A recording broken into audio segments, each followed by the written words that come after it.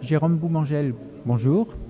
Vous faites de la recherche en prévision boursière et nous sommes aujourd'hui présents au Salon de l'analyse technique. Vous êtes intervenu sur plusieurs sujets, notamment celui de la relation des prix et volumes qui permettent d'améliorer ces prévisions boursières. Pouvez-vous nous préciser ce thème? Bien, écoutez, c'est très simple. L'analyse technique, qu'est-ce que c'est? L'analyse technique a comme matière première, ce qu'elle va utiliser, ce sont les prix, mais également les volumes de transactions. Et tous les outils de notre analyse technique ou de l'analyse graphique, peu importe le terme utilisé, sont basés sur le mécanisme, ne peuvent fonctionner plus exactement que si le marché est soumis au mécanisme de l'offre et de la demande. Cette offre et cette demande, c'est ça que l'analyse technique doit appréhender, qu'il doit comprendre.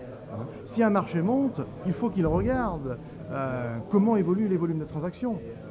Si le marché monte, imaginons si par exemple une résistance est franchie, eh bien elle doit regarder les volumes de transactions. Si les volumes de transactions augmentent, cela veut dire que c'est une augmentation de la demande. Donc il y a une pression acheteuse.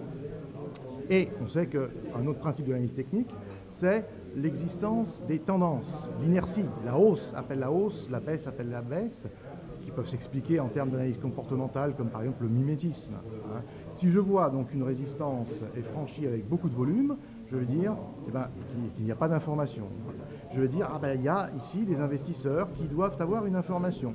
Des initiés, appelons un chat un chat. Ce sont des initiés et ils ont acheté beaucoup, il y a beaucoup de volume. Cela veut dire qu'ils ont une confiance, ils ont une grande confiance dans leur information. Donc moi qui ne sais rien, je vais les suivre. Je vais les suivre et acheter à leur suite. C'est un peu le syndrome de la tour infernale.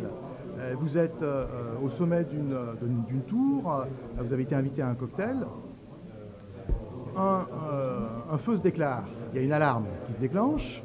Quelle est votre réaction? Vous voyez un grand nombre de personnes qui se dirigent tous dans le même sens. Vous qui ne connaissez pas les lieux, vous allez les suivre parce que vous pensez que ces gens-là, tous ces gens qui se dirigent dans le même sens, ont l'information, savent où se trouve la porte de secours. Eh bien, l'analyse technique, c'est pareil. Quand une résistance est franchie avec du volume, eh bien, il y a des gens qui savent quelque chose. Donc, je vais les suivre. Je vais faire du mimétisme. Par contre, si une résistance est franchie sans volume, eh bien là, je vais me méfier parce que ce n'est pas dû à une augmentation de la demande, mais plutôt à une diminution de l'offre. Je vous prendrai un exemple du marché américain. En 2007, un peu avant la bulle sur le marché de l'immobilier ancien aux États-Unis, les prix des maisons anciennes continuaient de monter. Et qu'est-ce qu'on apercevait quoi s'apercevait-on au niveau des transactions? Que ces transactions diminuaient.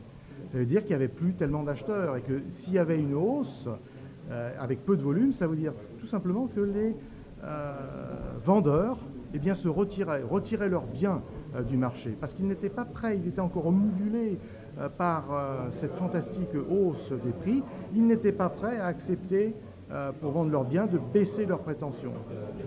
Alors que les acheteurs, eux, commençaient à se faire de plus en plus rares. Voilà un petit peu comment les acquis de la finance comportementale peuvent s'appliquer à l'analyse technique par le biais, une sorte de courroie de transmission des relations entre les prix et les volumes de transactions. Alors vous avez sorti fin 2010 votre livre Psychologie boursière et prévision chartiste qui justement traite d'analyse technique, analyse comportementale. Est-ce que vous pouvez nous préciser un petit peu l'analyse comportementale? Alors, l'analyse comportementale, c'est par exemple, bon exemple tout simple, pourquoi dans les marchés baissiers, les prix baissent au départ avec peu de volume de transactions? C'est-à-dire qu'effectivement, les investisseurs qui étaient aussi auparavant n'anticipent pas la baisse. Mais c'est surtout que l'une des explications de la finance comportementale, c'est le fait que les investisseurs ont une aversion aux pertes. C'est-à-dire qu'ils ne vont pas vouloir concrétiser des gains, concrétiser des pertes. Hein. Donc ils vont laisser, comme le dit l'adage, alors qu'il faudrait laisser courir ses gains et couper ses pertes, ils font l'inverse. Hein. Ils coupent systématiquement leurs gains et ils laissent courir leurs pertes. Ça, c'est donc des expériences assez robustes faites par l'analyse comportementale. Une deuxième chose, donc c'est ce qui explique que le marché peut baisser sans beaucoup de volume. Hein, alors que pour qu'un marché monte, il faut qu'il y ait du volume. Pourquoi également y a-t-il des phases de panique? Et dans ces phases de panique, pourquoi y a-t-il énormément de volume? Ce n'est pas, comme on le pense souvent, ce n'est pas que tous les investisseurs se ruent pour vendre, par exemple. Hein. Non, c'est pas ça. Hein. C'est pas forcément un très grand nombre d'investisseurs qui se ruent pour vendre.